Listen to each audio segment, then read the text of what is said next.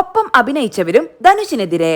നയൻതാരയ്ക്ക് പിന്തുണയുമായി കൂടുതൽ നടിമാർ. വിവാഹ ഡോക്യുമെന്ററിയുമായി ബന്ധപ്പെട്ട വിവാദത്തിൽ നയൻതാരയെ പിന്തുണച്ച് കൂടുതൽ പേർ.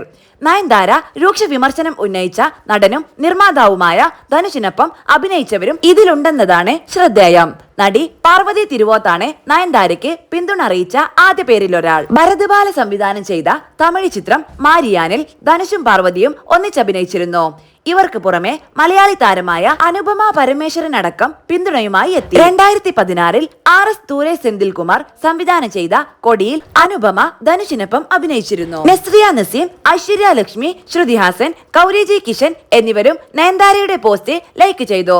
ഇവരെല്ലാം ധനുഷ് ചിത്രങ്ങളിൽ പ്രധാന വേഷങ്ങൾ ചെയ്തവരാണ്. ബോളിവുഡ് താരങ്ങളായ യക്ത കപൂർ, ദിയ മിർസ, ശില്പ റാവു, ഉർഫി ജാവേദ് എന്നിവരും നയൻതാരയുടെ പോസ്റ്റ് ലൈക്ക് ചെയ്തു. നയൻതാരയെ നായികയാക്കി വിഘ്നേഷ് ശിവൻ സംവിധാനം ചെയ്ത ഞാനും റൗഡിദാൻ എന്ന സിനിമ നിർമ്മിച്ചത് ധനുഷ് ആയിരുന്നു. ആ സിനിമയുടെ സെറ്റിൽ വെച്ചാണ് നയൻതാരയും വിഘ്നേഷും പ്രണയത്തിലാകുന്നത്.